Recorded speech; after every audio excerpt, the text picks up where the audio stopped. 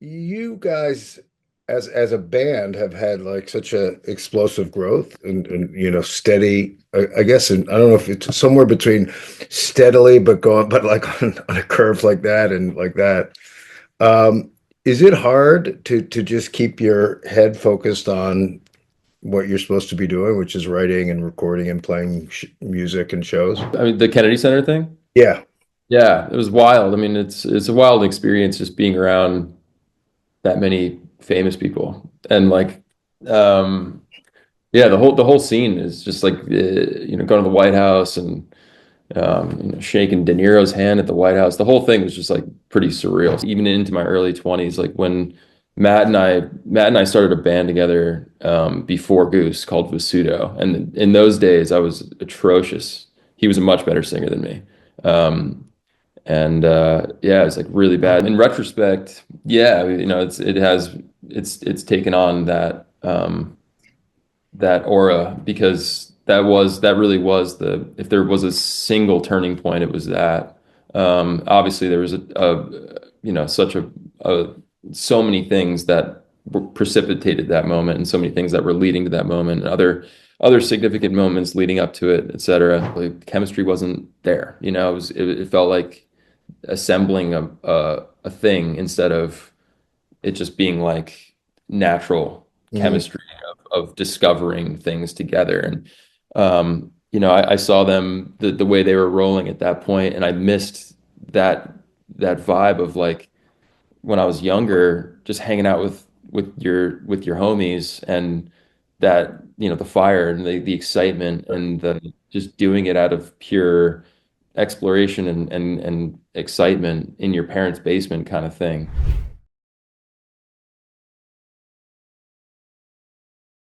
You guys as a band have had like such a explosive growth and steady I guess I don't know if it's somewhere between steadily but going but like on a curve like that and like that. Um, is it hard to just keep your head focused on what you're supposed to be doing, which is writing and recording and playing music and shows? Yeah. Yeah, it's I don't know. When you're setting out to do it and you see the people that you look up to doing it and it's hard to foresee all the other things that come with it, you know. Right. And you know, that's not to say it's yeah, it's all great stuff. I'm super grateful and our team is amazing and all of that. It's just the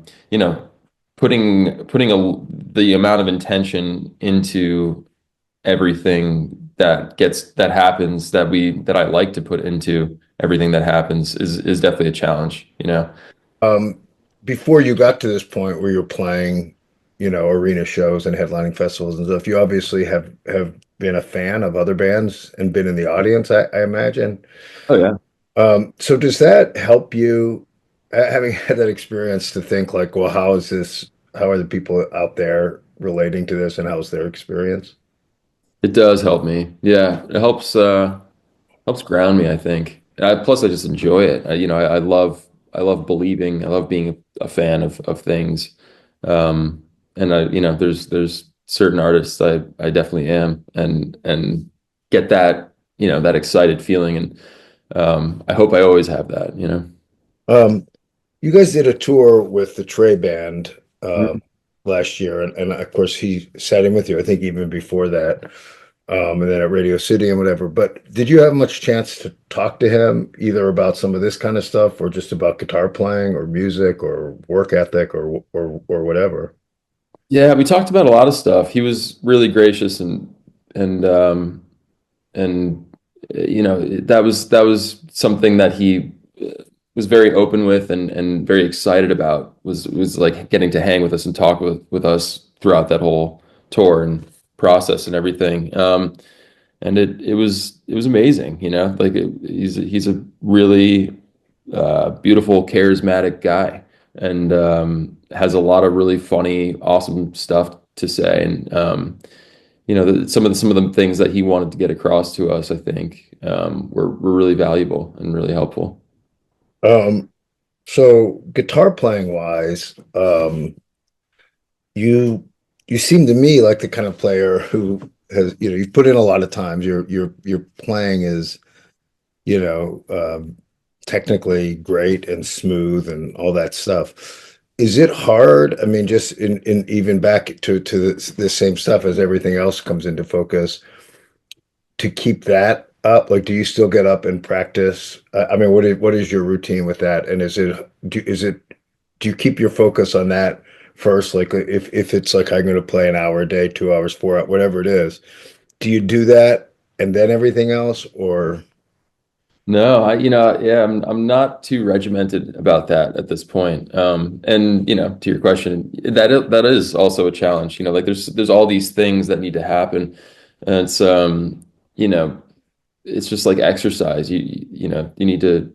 It definitely. I feel that it takes a lot to keep the sword sharp. Sometimes more than I think it. Sometimes it's easy to forget how much is needed to keep that sword sharp. But I'm not too regimented about it. I've learned certain things that help me expedite the process when I need to sharpen it quicker. But sometimes it works, sometimes it doesn't. I've spent a lot of time thinking about the there's like the micro and macro movements of practice, and when the practice presents itself, the work that's put in, like how it's when you're practicing a lot and when you really feel it. Um, it's a really interesting subject to me. I've heard some interesting stories about like Django Reinhardt. I don't know if this is to what extent this is true, but I heard this story that he used to practice a bunch and then go away and like go on a fishing trip and not play guitar for a Mm. few weeks or something like that, and then come back and play a gig and just be like absolutely on fire. And I've kind of found that to be a thing too. Sometimes it's you take a little break, and then after playing a lot, and then things flow like crazy. Yeah, well, definitely. I mean, it works for me in like in softball. I don't play for a long time. I'll hit like great, and then I start thinking about it and go back Yeah. to normal mediocrity.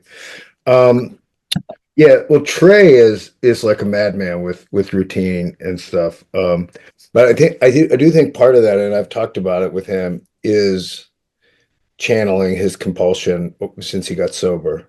Mm, It's part of his recovery process or whatever. But that's yeah, it's intimidating when you when you find out what he does every day. But he's also at that stage in life, and we've talked about that a lot. I mean, his kids are grown up, and he's like his wife is, he's married a long time. His relationship is stable, and so he can just be like, this is me. It's my life.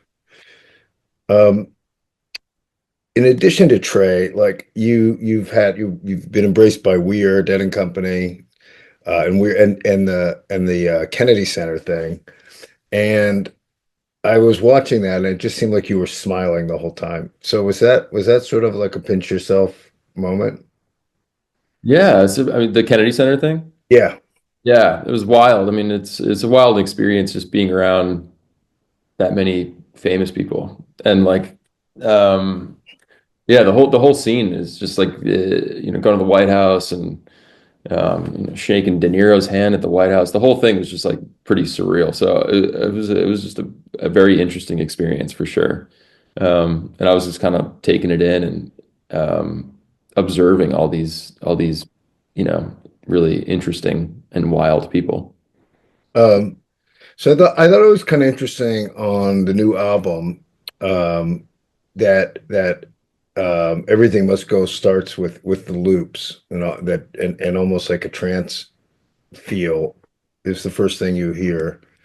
So how intentional was that? Like, were you trying to set a little bit of a statement that we're not gonna stay in whatever box you think? Um, yeah, I suppose. Yeah, I mean, I think that's probably accurate. Yeah. That in particular, that thread is actually, something that I'm looking to continue to unravel in a different direction. And it's kind of the only I mean, there's pieces of it throughout the record, but that type of language is something that while we were making it, something that kind of opened a new door for me. So yeah, I could you could say that. Um, but yeah, there was a time when that track was going to close the record, and then I think the intention kind of shifted to that. Um, I don't. I'm not even going to draw that comparison, but I think what you said is pretty accurate. Um, and then, give it time.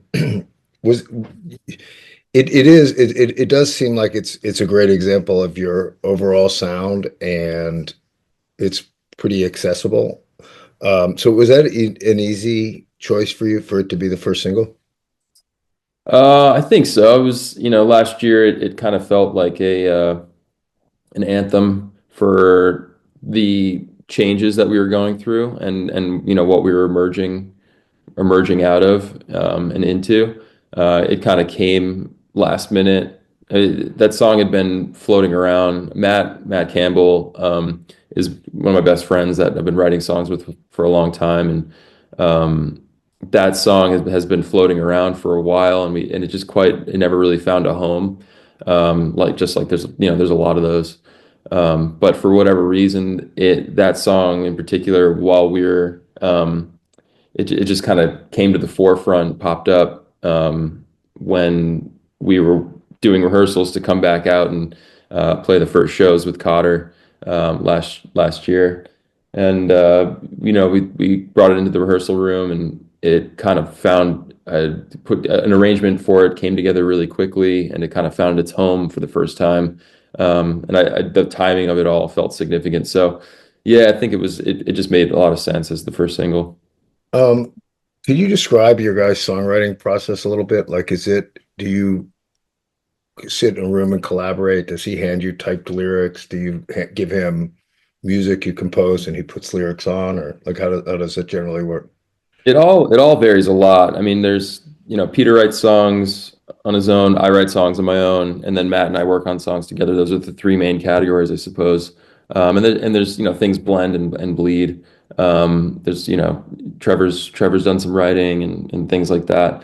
But Matt and I's process is also varies a lot. It's sometimes um, it can start with a lot of different things. It can start with a musical idea. It can start with a lyrical idea or a concept.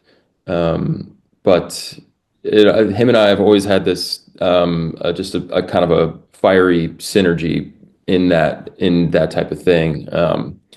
Usually when it's just easy, just works when we get together and talk about ideas and work on things. Things just come together.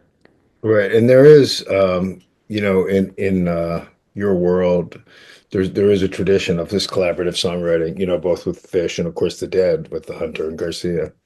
So there's nothing unusual about two people writing a song together. It is funny how that yeah, I've thought about that as well. It's interesting how that I don't know happens because it wasn't contrived in that way. It wasn't it just, these things just have a funny way of happening like that. Right. Well, the Garcia Hunter thing is just amazing because Jerry didn't write any lyrics apparently. And Really? yeah, Never? ever. He Wow. he wrote I could look up because I did a really extensive interview with Hunter. He wrote like one verse of one song. And I mean, he was obviously a brilliant guy. You read interviews with him or watch interviews with him, and it's like he could have, certainly, but he found his guy, that just worked. Yeah. I mean, Elton John, also, of course, Bernie Taupin, but it's interesting. It's an interesting dynamic. At what point, I do think that your guys' emphasis on songs and your voice are two things that make you stand out from a lot of your peers, and but probably have had something to do with your, ascension. Although it's also obviously a lot based on your music and improvisation. But as a singer, at what point did you realize, like, oh, I'm actually kind of a good singer? Or do you think of yourself that way, or like? is there any part of you like if is there an alternate life in which you were like a singer-songwriter with an acoustic guitar, put it that way? Yeah, I've got a lot of that actually that I just have never done anything with or put out really. But there's a lot of that exists. And to answer your question, no, I don't think I never had a moment where I realized I'm a great singer. I was a worse singer, a much worse singer when I was younger. And yeah, even into my early 20s, like when Matt and I started a band together before Goose called Vasudo. And in those days, I was atrocious. He was a much better singer than me. Um, and yeah, it was like really bad. And then after that band, after we stopped doing that band, I started doing exercises and listening to more vocal music. I think that was the biggest thing. Was just like before that, I was mostly listening to guitar music, and after that, I for whatever reason, I became really inspired by vocal music, or vocally driven music, and just started listening to singers that I liked and kind of started trying to emulate them in different ways, and that helped me a lot. Just find a connection to it, find a way into it. But I think coming from, that space of being as shitty of a singer as I was, I still don't, I'm not drinking the Kool-Aid by any stretch. Yeah. I still feel like I'm like fooling everyone or faking it or something. Uh, what was the vocally driven music? Was there anything in particular? Any singer or artist that you There was a bunch, so much stuff that really opened me up into like a whole new world. But I mean, because long before I got really deep into guitar music, I was into vocally driven music before that too. When I was in I mean, I grew up on Dave Matthews, with my sister being 10 years older than me, and that music's seeped in at a very young age. And in middle school, I was like really into Dispatch and I mean, the 90s and early 2000s, just like chasing hooks on the radio was like one of my favorite things to do. I just loved good hooks and like, choruses that just like, make you feel like I don't know. There's the hooks have always been super exciting to me. So, and just good melodies, good writing. I was in like the whole like pop punk, thing in the early 2000s. That was Sure. like I got into that whole phase. But what we were talking about, like after the pseudo time, kind of started with Fleet Foxes. Fleet Foxes was the first band in my early 20s that kind of opened me up into this other more contemporary indie, whatever you want to call it, songwriting world. And I was just like infatuated with that music once I really started wrapping my head around it. It was such a world, the first two LPs and the Sun Giant EP from that band. It's the most immersive. I just like I had no idea that kind of thing was out there. It was such a journey, and I became obsessed with that music, and that kind of led to, Josh Tillman's work, Father John Misty, that stuff. It eventually led to Justin Vernon, Bon Iver, his whole world, which that kind of took over for me. He's like, he became my hero after a certain point. Just with all of the different projects and his creative output and the level of his creativity with his stuff is just, blew my mind. Into Radiohead and, other bands like Polisa, out of Minneapolis. It's just there's a ton of stuff. Alt J, kind of the Alt J's first record, like totally changed my whole. right? And that was just a duo, right? At the time, the first record, there were three of them. There was a drummer who doesn't use any cymbals. There's like the guy who played keyboards and had like a really profound understanding of choral music and counterpoint and harmony. And then Joe Newman, who was the writer, who just was writing this like insane stuff. Just some of the most unique music I'd ever heard at that point. Yeah, it's interesting. I can sort of hear all that stuff in some of what you do, especially Fleet Foxes and Bon Iver and Father John Misty. And yeah, Father John Misty and Motive, those guys are great. It took me a little while to come around on them because I was annoyed by the whole name thing. I thought it was sort of pretentious, but that's just stupid. That's like judging book by its cover 101, like listen to the music, So yeah, I was a little slower than I should have been, but those guys are both major talents. Yeah. Um, just to go back to the like being accepted thing, what was it like just last weekend you did the Unbroken Chain with Graham and in honor of Phil. And those were all pretty magical shows, it seemed to me, and like pretty important moments for our community. Um, I don't know. Do you have anything to say about just your involvement in that?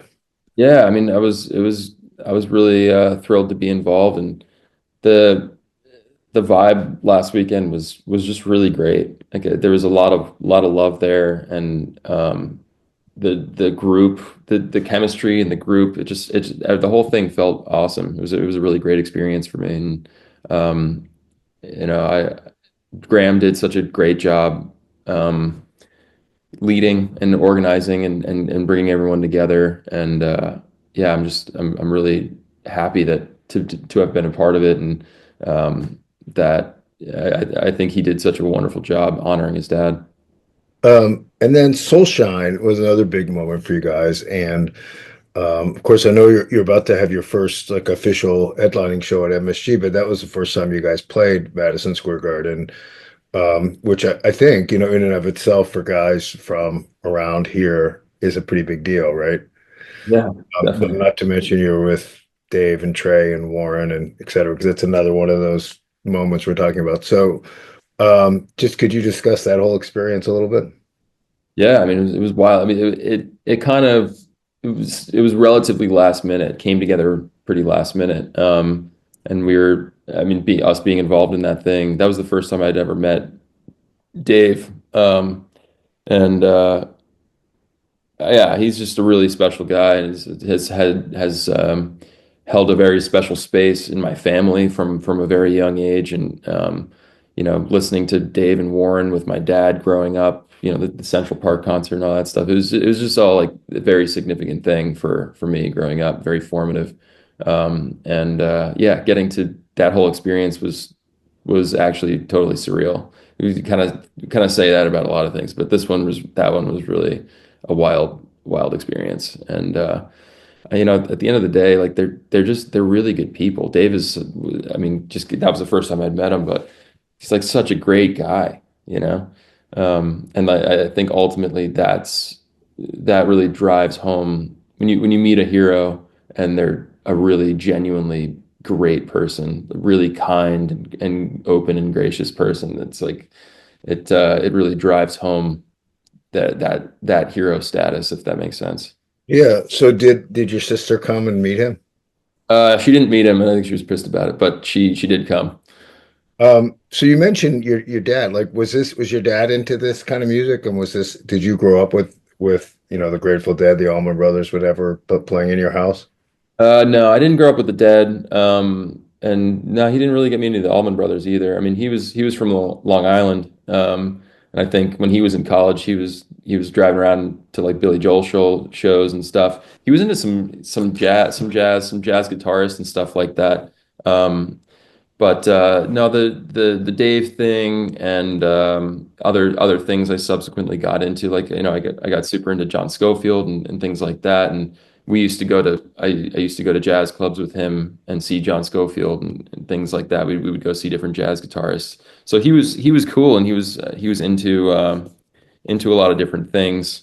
Um, he also loved what was his Delbert McClinton. Oh yeah. Oh yeah, he's cool. So he had funny taste, but no, it's like kind of like my sister, and then the stuff I was getting into, we got him into it too, and then he grew to love that, the Dave Matthews Central Park stuff. He grew to really love that stuff. So Well, that's cool. I love that it's a sister because we hear all the time about big brothers. Mhm. I had a big brother who got me into music beyond my years, and so did Warren. Warren and I have talked about that. But yeah, I don't hear people shout out big sisters a lot. Although Cameron Crowe, definitely did. So that's cool. Yeah. Um, was that 2009 Peach 2019, sorry, Peach Fest performance as important to you guys as it sort of seemed like it was? I was there, and there was a little bit of a buzz sort of backstage, like, oh, there's this band on the Grove stage is really cool. But like nobody took the Grove stage that seriously, sort of.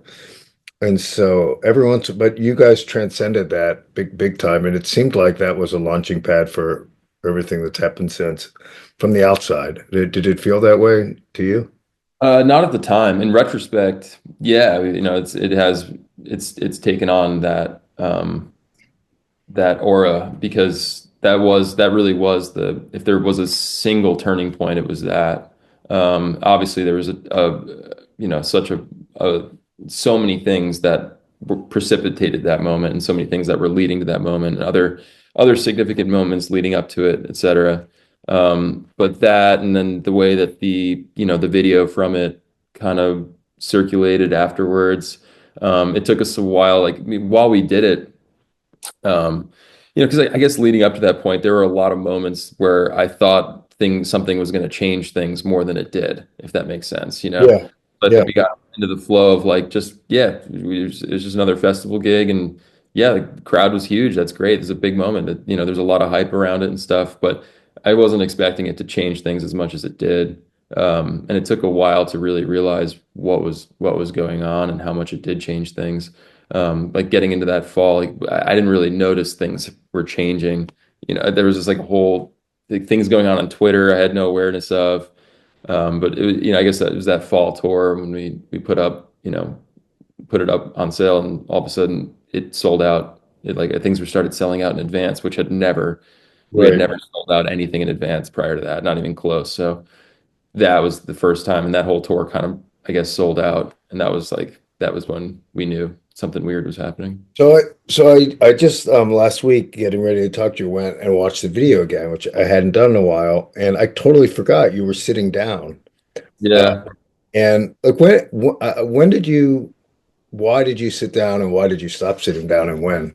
I busted up my knee, So like that was shortly before that, actually. Yeah, and it was pretty jacked up for a while. So yeah, I was just it was pretty bad. So standing for the whole set was kind of rough. So I was sitting in a Amazon Basics desk chair. yeah. Okay. That's cool. I didn't realize it was an injury thing. I just broke my ankle and played a bunch of gigs sitting down. Yeah, It's a weird thing. I got yeah. in all kinds of weird habits and how I was holding my guitar too, which I didn't realize until I stood up again. I had to readjust. It's really different sitting down, right? Yeah, yeah. I mean, thinking back to that, it's wild thinking back to that. It was kind of fun in certain zones. There's like some gigs we played, so like little small club gigs that were just packed, and I was just sitting in this chair, and I don't know, it was kind of an interesting vibe for that time. Yeah. Have you've been pretty consistent with your guitars over the years, right? Yeah, yeah. I'm not much of a natural gearhead. I'll say that. Um, so you've played PRS? Yeah, PRS. Yeah, my sister went to college in Rochester, St. Bonaventure, and when I was young and just starting to play, my dad took me to the House of Guitars over in Uh, Rochester and tried out everything. And before they were really on the. I mean, I was young. I wasn't aware of the scene at that point. Um, I knew Santana played them, but other than that, they just seemed like the coolest, and I enjoyed playing them the most that day. And then shortly after that, I got one. I got my first like real guitar, PRS. So yeah, they were always kind of like it was always. I always had a connection to them, I suppose. So that yeah, the Hollow Body 2 was always kind of a dream guitar, and in 2012 when we were doing the pseudo thing, I finally got one, and I played that for a long time. and what are you playing now? Playing a custom from Greg DeLewis, who's a luthier and based out of California. So how did you like what did you tell him you wanted? How did you craft that? He approached me actually, because I was at least to my awareness happy with what with the PRS, and wasn't looking to make a change or anything. And he approached me and said he wanted to build something for me. And I said, sure, not, no promises I'm going to play it or not, but sure. And he 6 months, 8 months later, something like that, he gave me this guitar. And before I even plugged it in, it was like, oh, okay. It was so resonant. It kind of just spoke in a different way, and it felt like I was playing a different instrument in a lot of ways, and it was really really fun. Now I'm used to it, Let, but let's talk about like I don't know, 5 or 10 of your core guys that you listen to and learned the most from and still go back to for inspiration. um, Otherwise, that's cool. gotcha. Yeah, yeah. I mean, guitar players in the jazz world, there's like the lineage, like the Charlie Christian, Wes Montgomery, and then Scofield, Metheny, Bill Frisell generation. Those big three. Um, that's Wes Montgomery was huge for me. I listened to a lot of Wes Montgomery in high school. Wes Montgomery and Bill Evans were kind of my gateway artists into the jazz world. Both of them, I just have a deep love for both of them. And when I was in high school and my guitar teacher was kind of pushing me into jazz, and I didn't understand it, and I didn't enjoy it in the beginning. And I remember in the early days, I would fall asleep with like Wes Montgomery records playing, trying to let it seep in to my brain, and trying to get it to the point where I really understood what was going on. Um, it really wasn't until I started slowing that stuff down that it started to click, and I started to understand, or I started to get off on it, I guess you could say. It started to click and it started to resonate. But yeah, the Bill Evans and Wes Montgomery were those artists for me for sure. Um, and guitar players, more my I loved Mike Stern, Kurt Rosenwinkel. When I was in college, I went and saw those guys as much as I could. um, Players like that, those are a couple of the big ones I was getting into. But outside of the jazz world, Derek is a I love absorbing some of the boldness and the ferocity of the way Derek Trucks plays. I'm a huge fan of his playing for sure. Obviously, the Trey thing is obvious. I would imagine it's hard to shake that influence. When I got into Fish in high school, it definitely changed the game for me. Just like when I was talking about before, and I discovered Fleet Foxes and Justin Vernon, beyond Bon Iver, that kind of like changed the game for me. Finding Fish, and when I was a freshman in high school, it was like, oh, this exists. It was a whole world that I obviously hadn't known about, and um, that took pretty, became very very inspired with that world for sure. Um, do you see a relationship between Trey and Fish and the jazz guys you love? Um, yeah, yeah. I mean, there's definitely a relationship.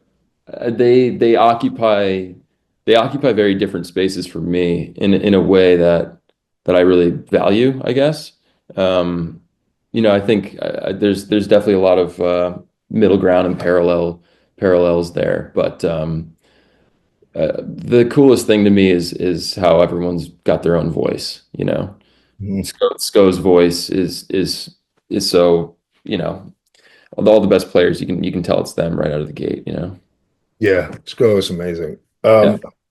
Um, you mentioned Derek, and I thought your use of him or the way you guys utilized him, I should say, at Soulshine was great. And the way you approached your whole set, I think you played one song by yourself and then brought a guest out for each. And I thought it was really great. Like you utilized them in a way that highlighted them, but on your material mostly, even the way it is, like, you guys have played for a long time, so obviously you didn't write it, but it's not like a you played their song. Mhm. Um, I just thought it was really good. It was like to me that was like a master class in okay, we've got all these wonderful guests, and here's what we're going to do, and it was the right way to do it. Oh, thank you for that. Yeah, it was, it was tough to figure out for sure. He had like 30 minutes or something. And it was this huge, huge thing. So tried to pack as much as we could into it. Yeah. Um, The thinking was like a lot of the songs on this record we've been playing for a while. There's a lag in typical kind of in the jam band world. And I learned Dave Matthews. It was this way, like in the '90s, all his big albums, most of those songs they had been playing for a couple years before that. So it was nice to hear that, because sometimes it's weird putting out a record of mostly songs that you've been playing for a while. So I think yeah, but I mean, I guess like any title, if you're within it, jam band can be confining. On the other hand, it's kind of to me, it's kind of a cool and vibrant scene where you can, if everything goes well, like you guys, you can take a jazz approach, you know, you can take a Kurt Rosewinkle approach to music and be playing at Madison Square Garden if a lot of other things go right. Obviously, but conceptually you can, and you are, and that's pretty cool. Like that there's a world where that's how I always felt about Fish. Like to me, there were times where there were some eras I didn't love it as much, but people would ask me, I'm like, I don't know, whatever. Like I love that they're doing this music, this type of music I love, and they're being so successful with it. And they have arenas full of people cheering guitar solos. That's fucking amazing. You want to it's criticize the wild. guitar solo, whatever, but this Yeah, is awesome. it's a wild phenomenon. I've had the same thought many times, like seeing Fish at the Garden or something, and they're just doing some weird, very out there composed passage or improvised passage, and there's just an arena full of people, loving it. It's like that's amazing, you know? So what you just said is actually something I wanted to talk to you about. So the composed versus improvised. Hmm. I do feel like a lot of what people think of Fish as being improvised is composed. And I've talked to Trey about that a lot. I don't have as much of a sense of that with you guys. Um, is that accurate, or do you compose more than people think also? I don't know. I mean, I guess with Fish, it's pretty that like the line is where, what's what is pretty clear to me. That I think we have like, we have some of the instrumental composed stuff, there's some of that. Fish has a lot more of it, they especially, in their early years were just went so deep on that stuff. It was like, it's basically modern classical composition in the context of a rock band. That's one of the most Exactly. amazing things about that band to me. Yeah, yeah, yeah. No, exactly. And that's something a lot of people, if you've never listened to modern classical music at all, you have no exposure to it. Right. It would be Yeah. easy to miss that. But if you know it at all, and Trey's been very open about it, really. I mean, it's not like a secret, but No, yeah. I mean, it's brilliant. The whole thing was brilliant. So yeah, I mean, I was a huge fan of that, and there's traces of that in our thing, but I think it's not as much of a presence in our thing as it is theirs. But even in their world, like in their each of their compositions, the things vary. Some they have plenty of more traditional song structures and things like that. But then the Reba and the You Enjoy Myself and all these things, it's clear, at least I don't know. There's the composed section, and then there's the improvised section, and a lot of those things, the improvised sections have their foundation, which maybe they'll stray from, maybe they won't, but they all but kind of have their. even some of the composed sections are more composed than I Mhm. thought. Like for instance, Reba, that the intro, the whole, I just assumed that like Paige and Trey worked that out together because it's very intricate blend of guitar and piano. But Trey told me he wrote the whole thing out. He wrote both parts. That's Yeah. just interesting to me. And you don't seem to have as much of like that, also like that Prague influence, like a King Crimson, because Trey loves Fripp. Is that accurate also, or is that? Yeah, yeah, I'd say so. I mean, yeah, I like Zappa. I never got super into Zappa, and to me, like the Zappa thing is so heavy in the Fish world. The Prague thing. I've had my scraps with prog music, but it's not like foundational core thing for me. So that makes sense. That yeah. Well, like Peter is such an interesting guy, and I would think like a pretty cool weapon to have in your band. Like when did in that he switching instruments, it's Mm. to sort of filling the spot in a way of two guys in one. What was he always? Did he always switch back and forth? And at what point did you start to realize like the beauty of that? Um, it's kind of a funny story. Like before Peter joined the band, there were a couple other keyboard players that were really, really strong, well-trained keyboard players, piano players and organ and things. Really, really great players. Um, and the band was going through changes, yada yada yada, and we were crossing paths with Peter and his band, Great Blue. And in that band, he was a guitar player. He didn't play keyboards at all. Um, and he was guitar player, kind of the leader of that band. And we were crossing paths with them. They were like, they had opened for us in Wilmington, North Carolina. And I remember, just crossing paths with them, seeing their vibe. They were friends from high school, and I'd kind of gone this other route of like going to Berkeley and meeting people there, and putting together this well-trained thing.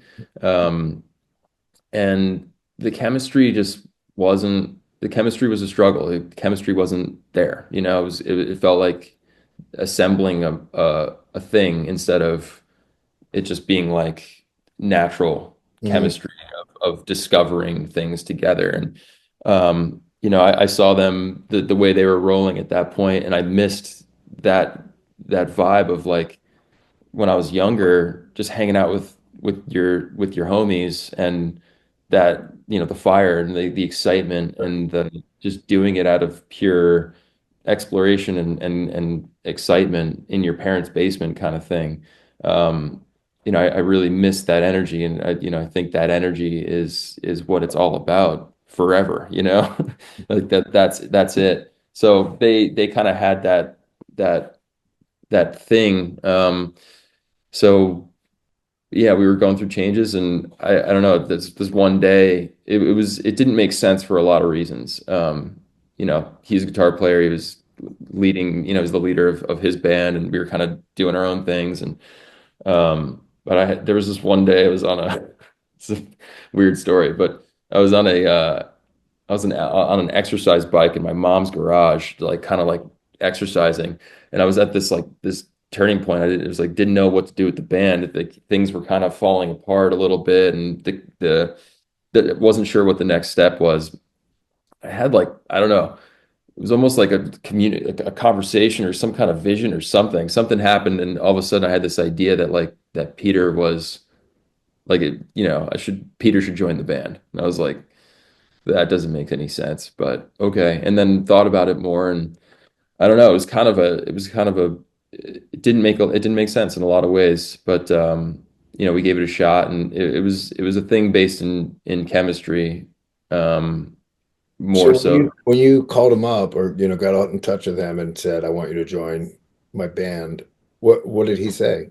Like, did it make sense to him, and was his band still going in that moment? Did he walk away from it, or had that We were sort of? going, but they were at a pretty rocky point too. It was kind of like, I mean, Yeah. they were playing shows here and there and stuff, but it wasn't really going anywhere. I probably shouldn't say that, but Well, no, that's uh, fine. I just was trying to get a feel, for yeah, the status was. So, gotcha. Yeah. It was kind of things were kind of fallen apart there as well. So, um, yeah, he was. I mean, I think he maybe thought about it. I think he was excited out of the gate and thought about it a little bit. And then, I first called him and I was out of town, and then got back to town. We went on a hike and talked about it more.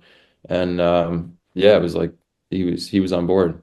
He was like, "Let's do it." And What year was that? I mean, that those conversations happened in late fall of 2017, and his first gig with the band was Goose in December of 2017, and then top of 2018. Uh, Oddly enough, like we had been touring throughout 2017 and kind of creating relationships and that kind of thing, and we had opening like a run booked opening for Spafford in January of 2018, which at the time they were like the hottest new up and coming jam band. That tour was like that was the most intense thing by a mile that we had ever encountered. Um, Peter had been in the band for like a week, and we got like thrown into this really really intense tour. And it was a trip, and that was like it was kind of like boot camp for us because Peter and I were establishing our work ethic at that time, and kind of just in the absolute infancy of building our little world, Mm.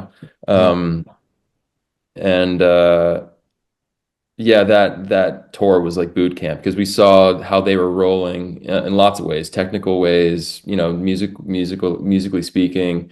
There was a lot of things we absorbed from that experience, and it was kind of the perfect experience for us to have right at the beginning of him joining the band, so that we really really kind of got to work after that in building what we wanted to build. So did you how quickly in that experience did you start to think, oh yeah, I was right? When I was on my mom's exercise, like this is what we needed.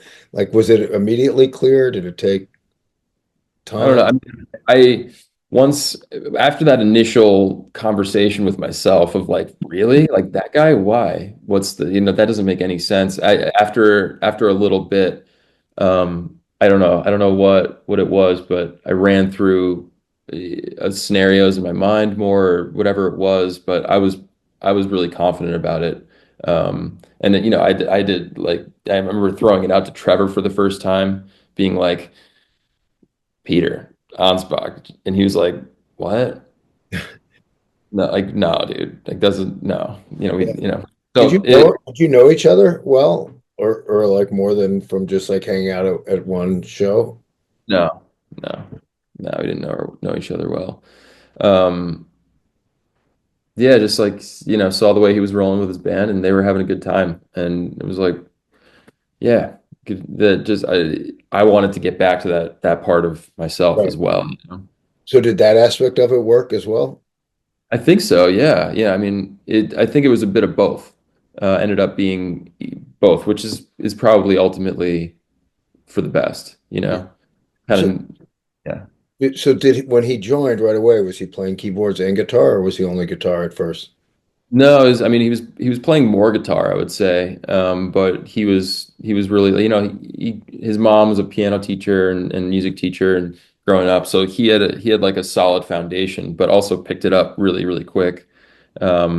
There's some complicated stuff, some, more complicated chord changes than he had in some of the music at that point, some of the songs and stuff that than he had encountered before. And he was in the van while we were traveling between gigs, with some mini keyboard trying to, just figuring out all these chord changes for like flow down or whatever it is.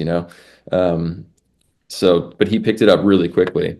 But I remember, the first Spafford gig, he's out there with a Nord, and we opening gigs at that point, we were used to the kind of the thing where like beginning of the set, there's no one there, and then by the end, people are in. So like, you're playing your best shit at the end of the set, and the beginning of the set really doesn't really matter. Like the first show of the Spafford tour in Detroit, we were kind of expecting that kind of thing and didn't realize, I guess, how hot they were at that point. Place was slammed the second we walked out there, and there was dead quiet. They were just like they're all just there with their arms crossed, like we're here to see this band that we heard about. Who the fuck are you guys?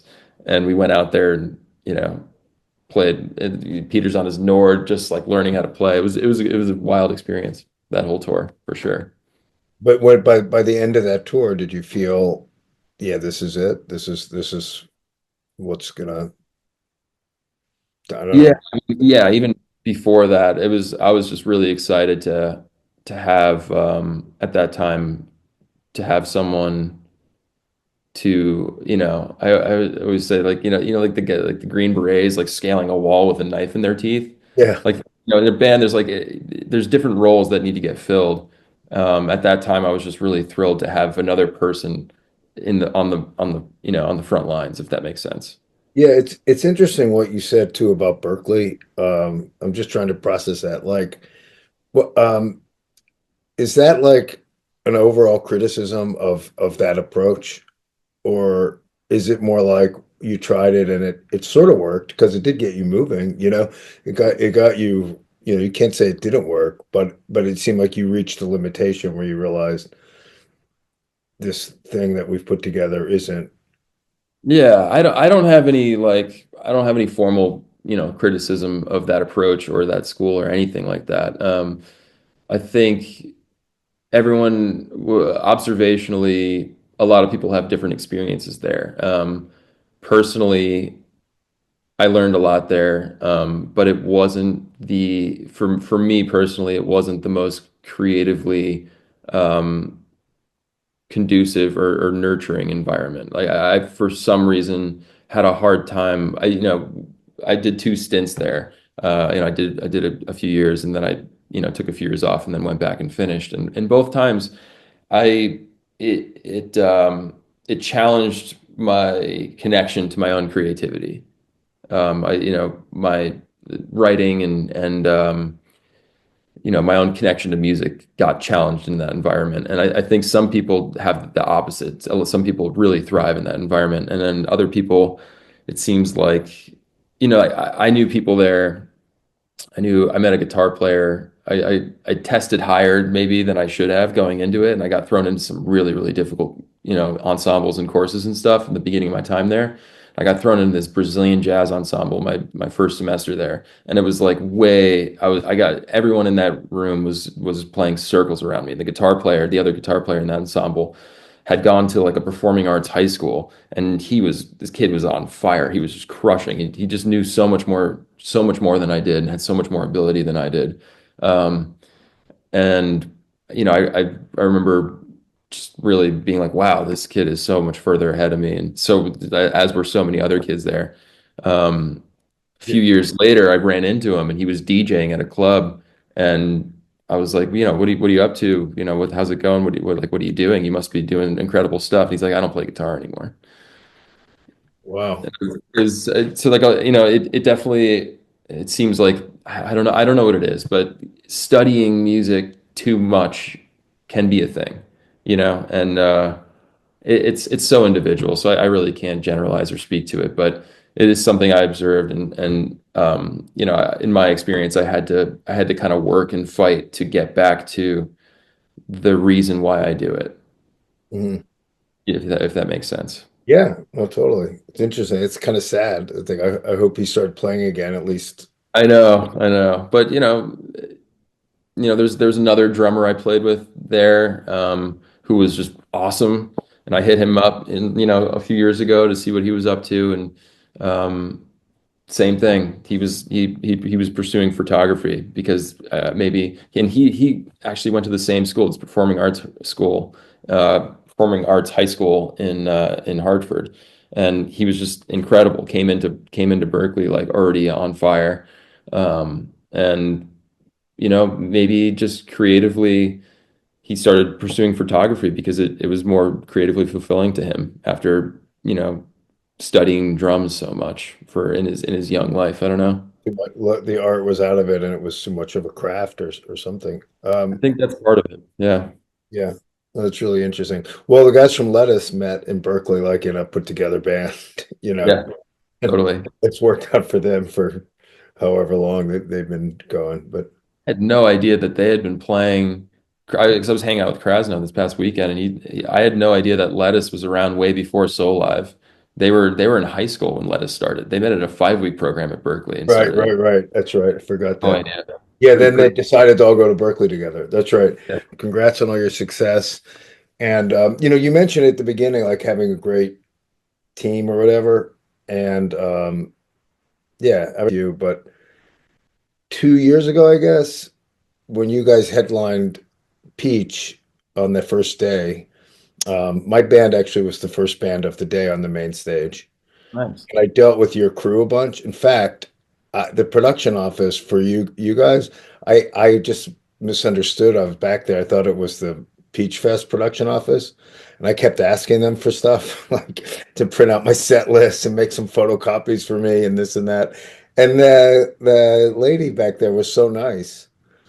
And then I saw her talking to Peter, and I was like, "Wait, are you with Goose?" And I was like, "I'm so sorry. Like you've been doing like busy work for me because I totally thought you were with the festival, not Goose. Uh, I'm sorry that's that I funny. like because a lot of I mean headlining bands in my experience like that wouldn't normally happen. Was it Sam? It's probably Sam. Yeah, I was a nice, was a young woman. I don't know. Yeah, yeah. Our TM Sam. Yeah, She's the total boss. yeah, she was awesome. I mean, she Yeah, had, like I said, she never said to me like, "We'll go over there," or like, "Why would I do that for you?" or whatever. Like a million things she might have yeah, said. So, yeah. She's yeah, incredible.